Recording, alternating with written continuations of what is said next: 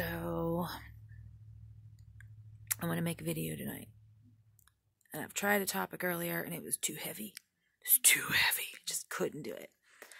So I decided that I guess it's time for me to talk about my spiritual path and what I am. I mean, I think I may have touched upon it in a previous video, but I don't remember. So I am what you call an eclectic pagan and an eclectic witch. And I say that aloud and I just like prepare myself for the hate that is about to ensue from people.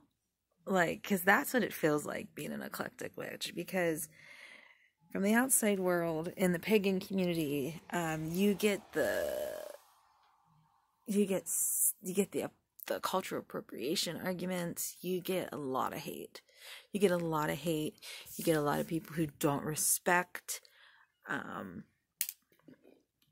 that what you believe is valid.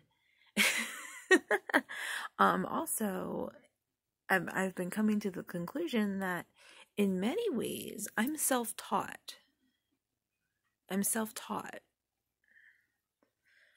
So that like opens up a completely different like can of worms to my understanding of my own personal magical path and my own personal spiritual path.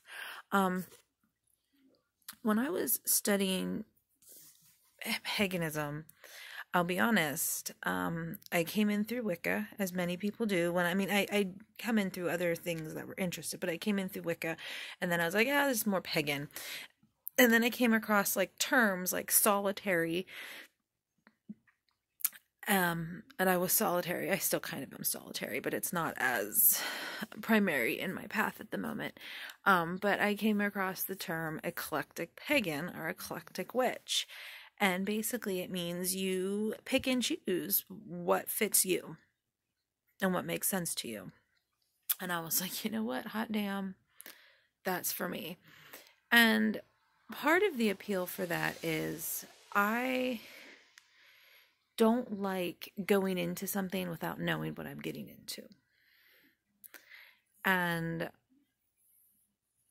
I don't want to so quickly jump into a title when I don't necessarily agree with the whole thing.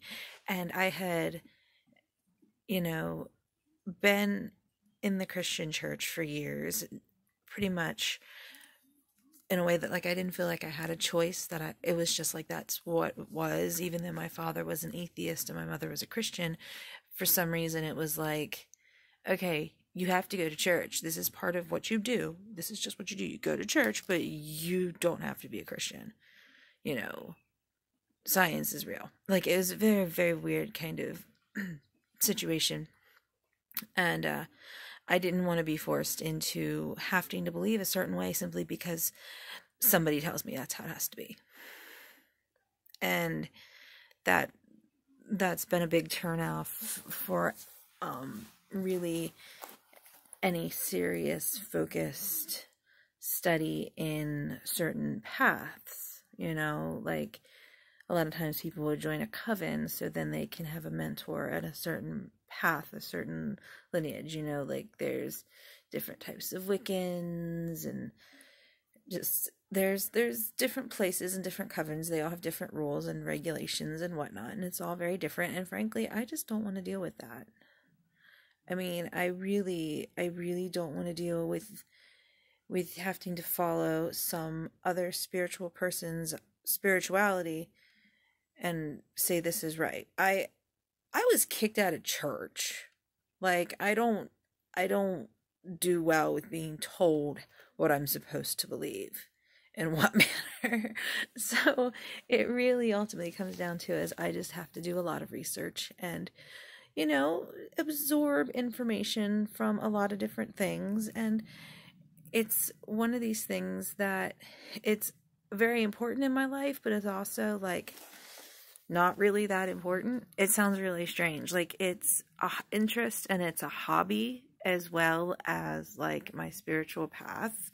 It just unfortunately is one of my interests and my hobbies, and it's one that has maintained while like just consuming information is very useful. And then since it's focused and energetic, with like the witchcraft side, you just kind of incorporate into your everyday life.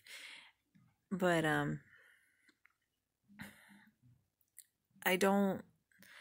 I just try to learn all kinds of things and incorporate it. So a word that applies to me also is the word agnostic, and the word pantheism.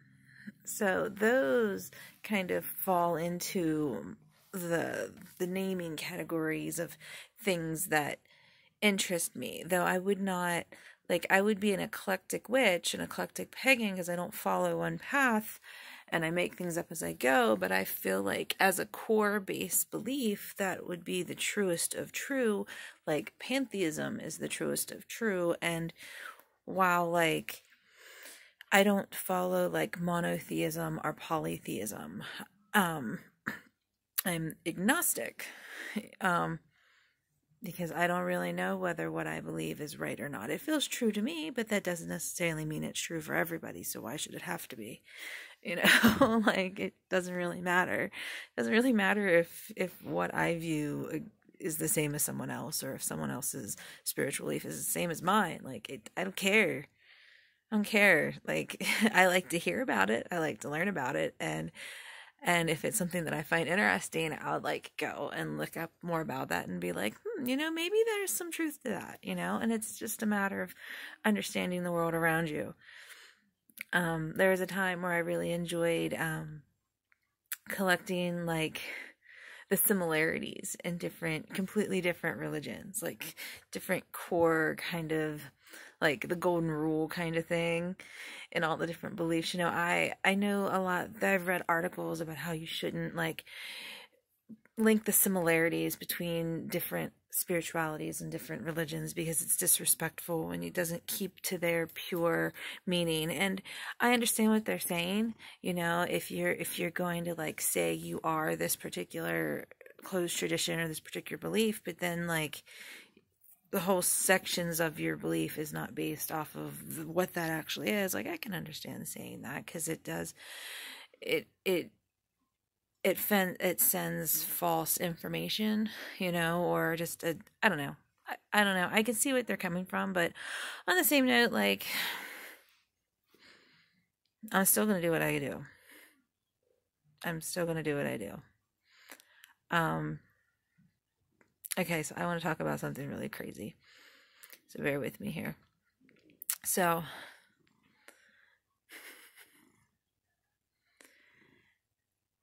there's this thing you'll see where it'll be it's like a meme that says, no one hates you. No one's not saying horrible things about you. No, that's just paranoia. It's just your depression speaking. It's not true. It's just your anxiety speaking. It's not true. When you hear all those little mean voices in your head and you think everyone hates you, there's the rational side of me that knows that's what it is. But then I've had these times where those voices genuinely don't sound like mine, but they're not crazy person voices. It's the voice of the annoying bystander on the street that just yells something derogative at you. You know what I mean? Or you'll hear those lines. There's where did that come from, and why is that in my mind? Yeah, I know there's a thing. Those are called in psychology. I know. But I've had these moments sometimes, particularly with social media and just the prevalence of energies that are there, and hearing things like that, I feel that actually is that person putting their thought into your head. I mean, because obviously that's what they're trying to do when they say nasty things. And it's pretty shitty. It's pretty shitty, particularly when I'll be doing something that I really care about, and I'm going through a rough time, and I get that weird old man voice in my head that's well, you should be at home taking care of your kids, or do you have a job? And it's really weird when I hear those type of statements, because I'm like, where are they coming from? Because that's like the biggest crock of shit ever. Like, who's saying that? Who's saying that? Like, because that's just shitty. Because there's people who say that stuff. And I hear it in my head. I hear it in my head. And no, I'm not like listening to voices tell me to kill people. No, it's not like that. It's not like that. It's memories and actual things that have happened, and hateful things I've read online that people have said to other people who were not trying to do anything, who were not trying to do any harm. And I hear their horrible, horrible statements in my mind.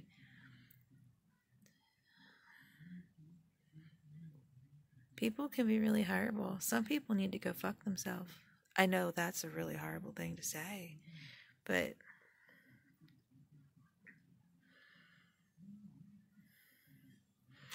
my life in the past year has been very interesting.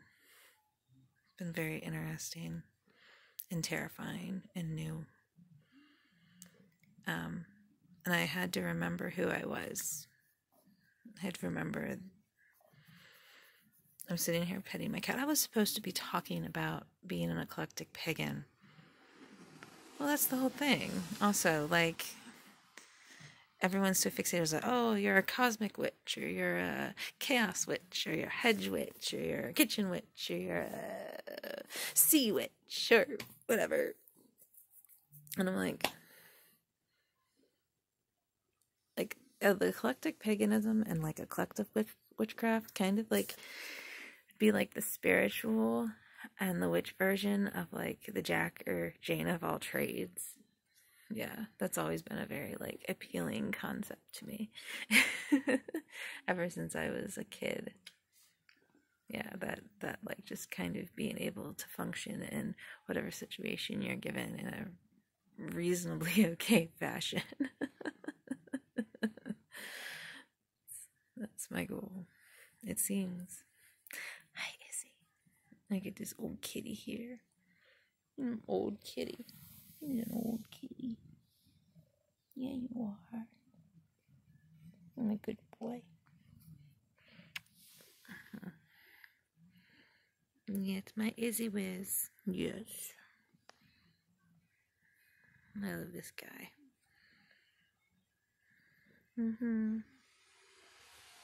I don't know if I'm going to post this video or not. If it makes it up, hooray. If not, hooray. I feel like I rambled really badly and nothing came out coherently.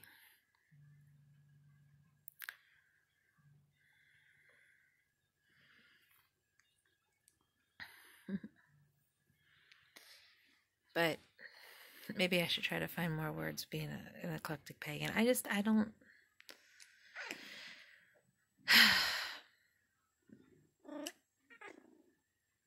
It's just learning. It's just learning. Because the thing is, though, like, you can just say, I'm a witch. I'm a witch. And even that means so many things to so many people. Like, I just don't even know anymore. I don't even know anymore. I just want to go back in my cave. I want to go back in my cave. My cave. There's different types of caves. When you're an introvert or a recluse or socially awkward or one of the various things I considered myself throughout my lifetime. You know, like, I've had my YouTube for a while. Like, I've had it since my 20s. And I'm in my mid-30s now. So just the type of things that I post have changed so dramatically. And how I interact with the camera and my audience. I have an audience. There are like maybe 3 people on here that I don't know. I don't know. I haven't looked at my subscribers in a while, but thank you. Like, it kind of blows my mind that I actually have subscribers. I mean, it's not anything huge and grand, but it's just like, I don't know this person, or that person or this person, and yet they're watching my videos. Thank you. Thank you. But yeah, Eclectic Pagan, just a patchwork quilt. A patchwork quilt of spirituality. I mean, even, I think it confuses people sometimes, particularly since I was raised Christian. And I learned some of my best magic in Sunday school and church camp and Bible school. And so I think it really confuses some people on both sides. Because I like to talk about Jesus. I know things about Jesus. I know things about the Christian religion. I find religions interesting. I always have. You know, like, it's an interesting topic. I mean, I personally think all religions are man-made, and that the what's actually real is there's religions are made up, and I feel like gods are made up. I really do. It doesn't make them any less real, no, but I think they have been created out of humans.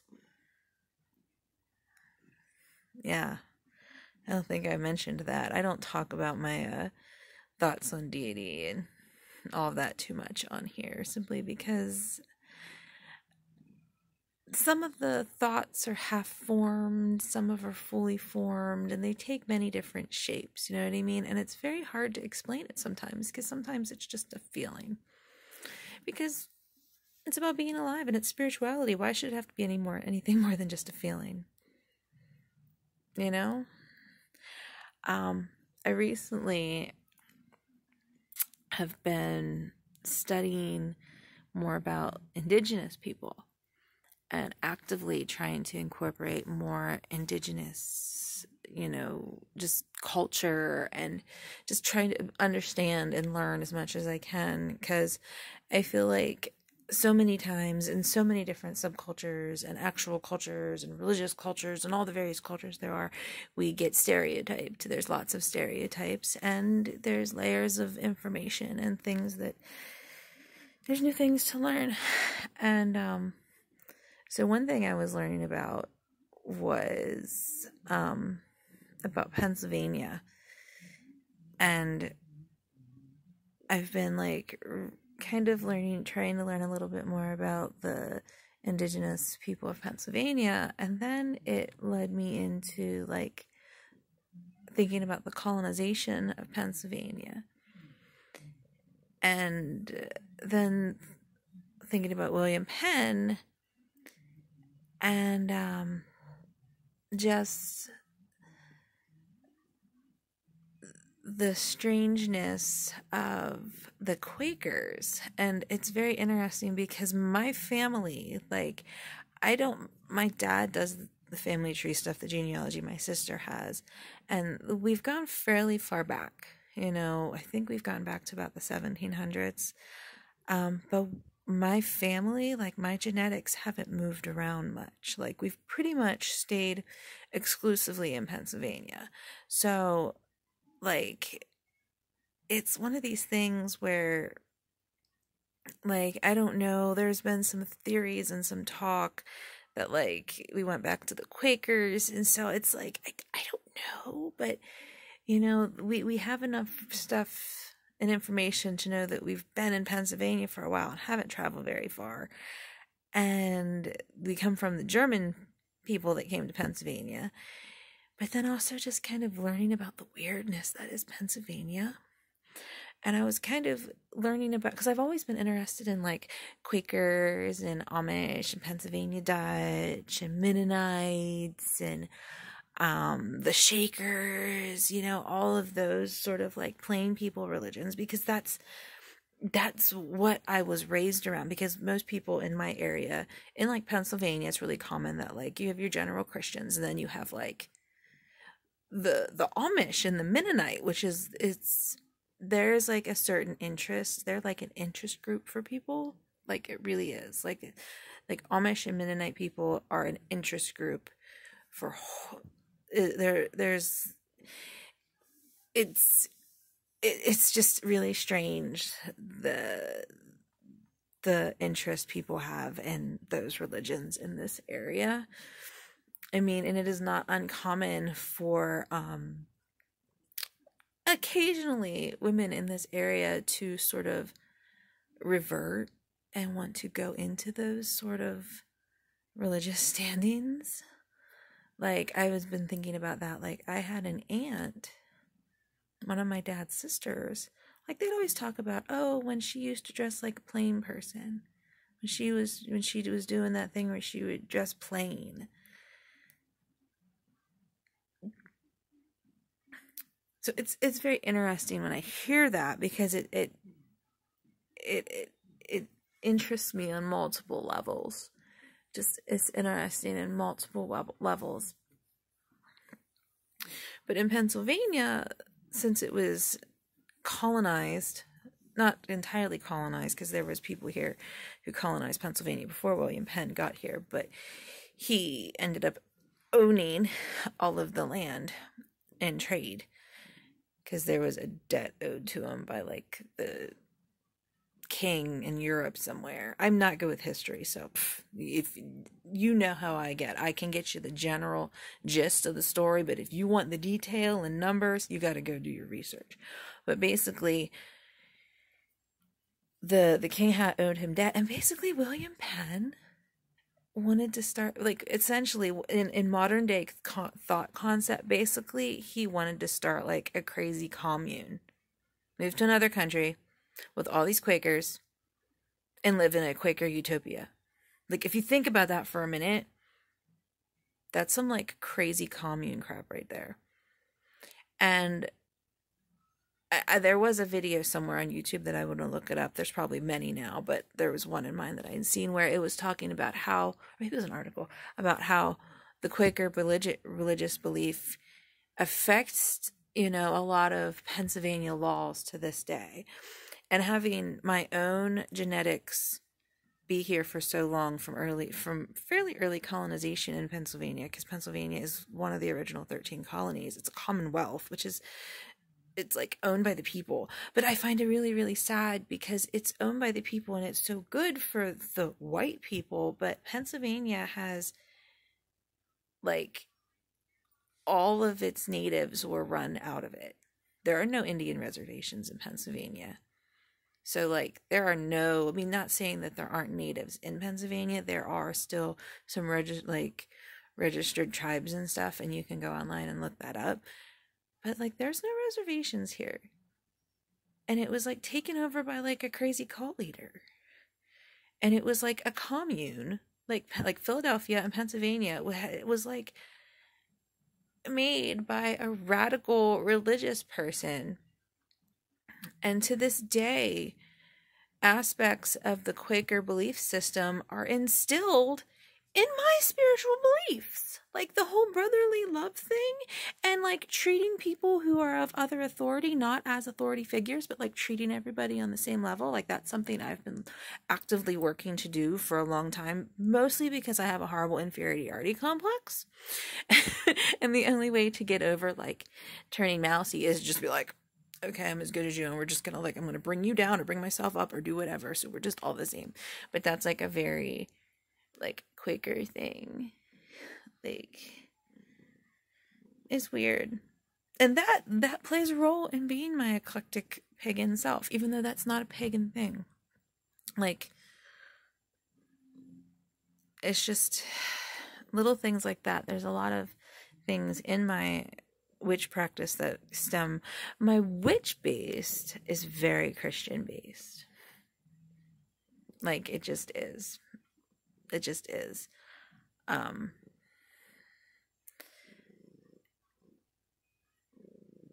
Because the starter of where I started in, like, there's different levels of learning in your practice, and there's different levels of understanding. And, like, for me, my sister would give me one type of education, and then my dad would give me another type of education, and my mom would give me another type of education. This is all, like, spiritual education that I'm talking about. And so, like, my sister was very much into, like, Egyptology and the pharaohs and hieroglyphs and the Egyptian gods, and also into like high occult stuff like Aleister Crowley and the Golden Dawn and all of that sort of stuff. And that was like a different sort of realm. While my dad and my grandparents and my mom, like my family, like when they would talk about spirituality, they would talk about it as powwow. But I feel weird saying that because I'm still having a really hard time grasping both the similarities and the differences of powwow, because Native American powwow and Pennsylvania Dutch powwow are two different things. But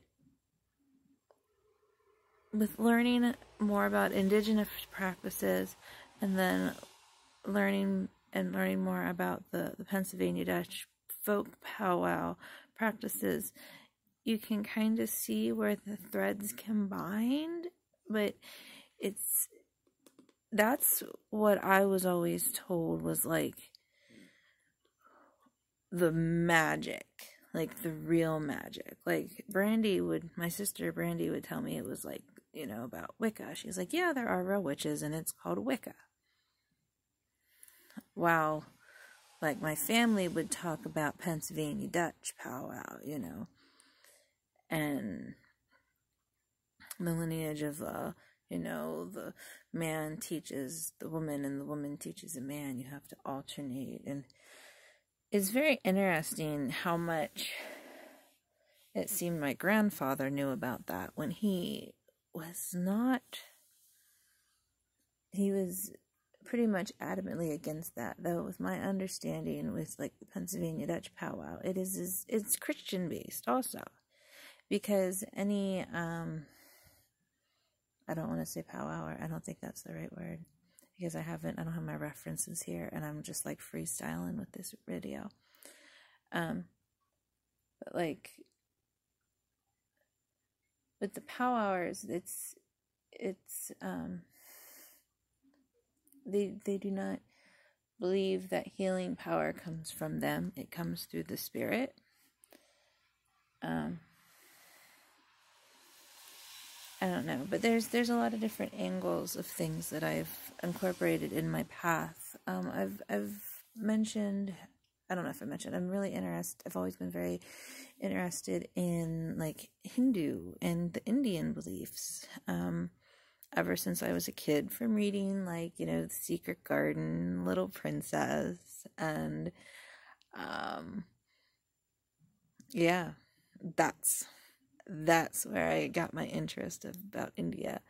And also from school, because we would do the projects of like Christmas around the world, and then we had to do like projects on things. So I did more than one report on India. I did like 2. Yeah, it was very interesting. So it was one of those things, learning about the culture through a elementary school academic sort of stance, and then expanding upon it, through fictional stories, and then through reading and educational knowledge. Yeah. Yeah. So it comes in different forms.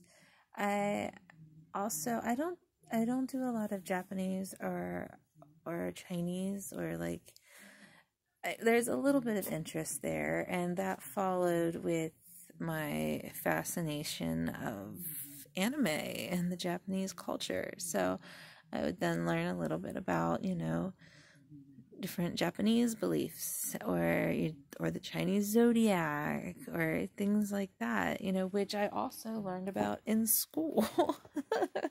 like in some ways, my spiritual path to learn about spirituality and also witchcraft takes shape in so many different areas of my life.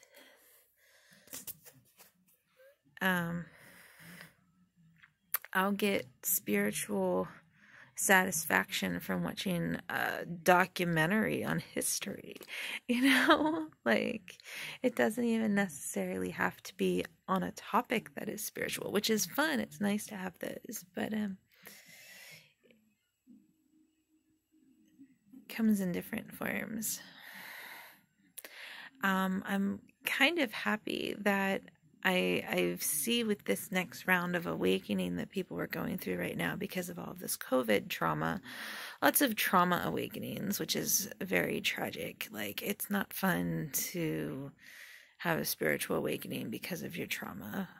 It is a thing, apparently. I didn't know that was a thing, but that was a big thing.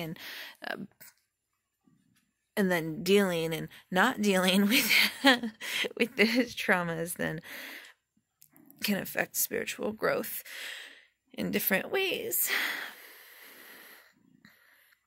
But right now seems to be a lot of spiritual growth in ways that I feel like I understand, or people that I'm not alone in my thoughts. Like, I'm reaching a point, or the algorithms match up, or I don't know what it is, but I feel like I don't feel as alone on my spiritual path. I don't feel like I'm quite as misunderstood as I used to be. Are there people who still think I'm probably insane? Hell yeah, I question my own sanity, people.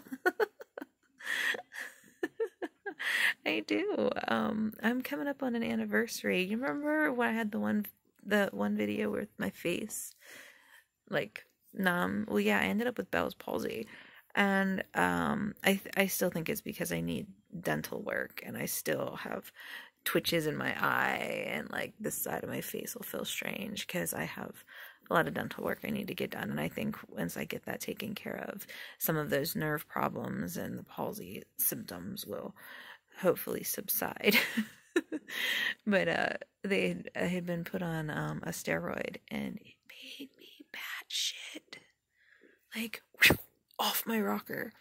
I mean, amazing things were coming out of my mouth. I had some like hellishly profound spiritual revelations. Like, it was a spiritual journey. It was a terrifying health disaster, psychological breakdown, put me in the freaking hospital for a week. But it was this insane kind of strange spiritual awakening as well.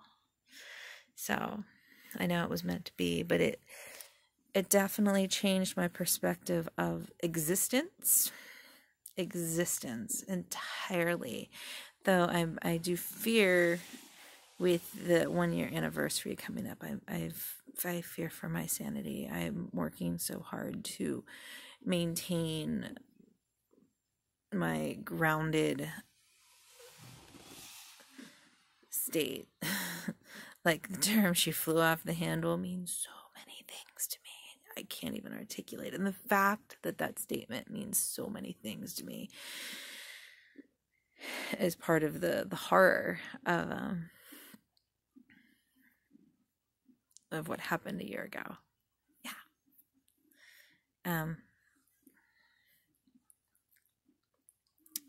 Side note, I don't really like to take medication. I don't like to. It does bad things to me. I don't do well with it. Just bad. But yeah. An interesting place these days.